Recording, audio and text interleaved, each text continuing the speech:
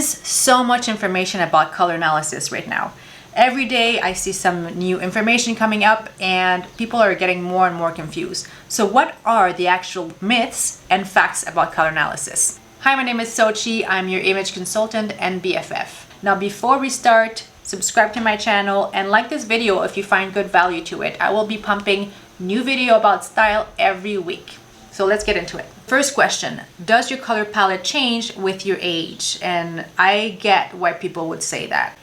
I mean, your hair gets whiter and then your skin overtone changes also. So what I see happening when people age, their overtone changes a little bit.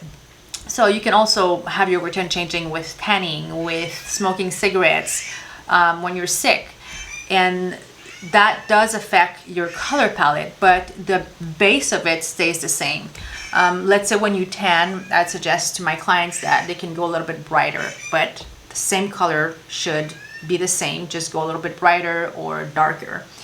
But mainly no, your blueprint stays the same throughout your whole life, I mean post-puberty, and you shouldn't be worrying about getting a new color analysis as you age. Let's move on to the second one.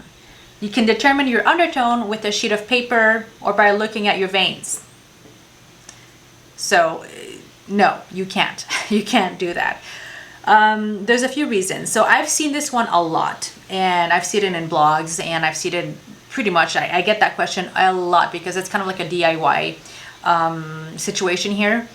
And so this doesn't apply because number one, I've taken 3 different classes. I'm certified in 3 different color analysis courses, and each time I've asked, can you do that? And it's just like people laugh it off because you can't really determine by taking a sheet of paper. So if you haven't heard that myth already, I'm going to show you what it's about. You take a sheet of paper.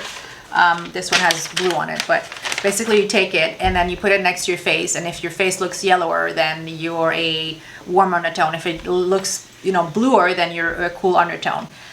The second one is by looking at your veins. Listen, I've seen a lot of people with green veins, blue veins, and it had nothing to do with their undertone. I have a free ebook if you want to see what your undertone is, and basically you can do a self-assessment, and it's just more accurate and it's free. Download it. I'm going to put the link below.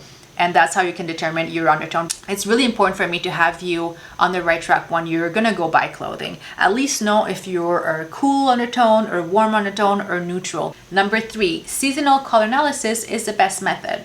So no, it's not the best method just because it's not the only method. I know schools that don't work with seasonal color analysis. They work with just another base, and it's perfectly fine. They can assess you fine. Personally, I did 3 certifications because I wanted to have the best method. And what I conclude is this: it doesn't really matter if you are assessed by somebody and they say that you're a true summer, but really you're a soft summer. What matters is the color palette that they gave you. The problem with seasonal color analysis is that there is no master palette, and so every company is going to have a different palette. And some say, well, I have a 10 season system, 16 season system, and it doesn't matter. What matters is what you're giving with at the end.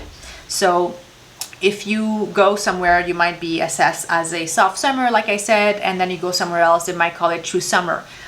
It doesn't matter. What matters is the color palette that you're given.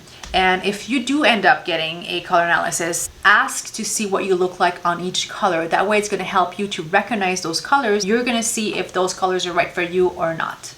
Number 4, online color analysis are 100% accurate. No, they're not. And this is coming from somebody who does like 90%, no, not even 95% of my color analysis, I do them online.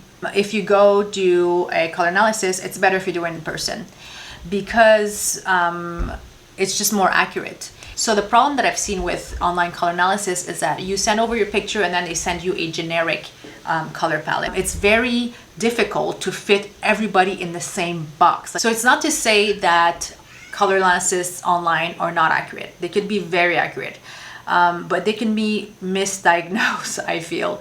And so if you do end up getting a color analysis online, I suggest that you ask your analyst to see what you look like on every color. treat it as if you were in person. If you were in person, they would do their testing, and then at the end they would test every single color on you, not just your color palette. And this is what I try to do when I give a color analysis to somebody. They'll see what they look like on every color. They'll have their second best options also, and they'll have their picture on every single color. And this is just because I want to make sure it's 100% accurate. Number 5, black is slimming. No, it's not. It's not slimming. It just draws your eye to your face. It draws your eye away from where the black is. And so there's so many other amazing colors that you can wear that looks great on you. And if you're looking to play with your proportion, that would be different. I have another video on that, so I'm gonna link it down below, and it talks all about black, because I have a lot of clients that only wear black and they think it's safe and they think it's just the best color for them. But sometimes it ends up more hurting them than doing good. So I suggest that you look at this other video, and if you want to wear black, there's no problem. I'll also give some suggestions for you to do that. And yeah, I'll link it down below. And here's the last one, because I get that question a lot. And this is, stick to your color palette. Okay, so here's the thing. I am a winter. I vary between deep winter and bright winter. I love those both palettes. And I do actually love pastels, and I wear a lot of pastels, and I'm not gonna give them up. And so you don't have to stick to your color palette. It's not true. Like I usually give you like one color palette, and I'll also give you a second best option. And so as long as you know what your worst colors are and stay away from those colors, then you're on the right track.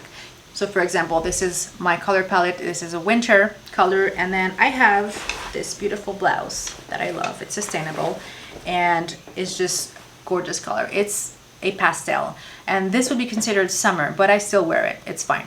As long as you know which color to stay away from. Like this is something I would never ever wear because it's draining and it almost gives me like an eyeshadow under my eyes.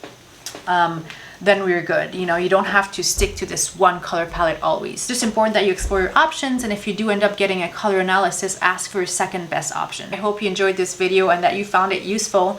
If you have any other questions, ask me down below and I'll answer you the best way I can. See you next week.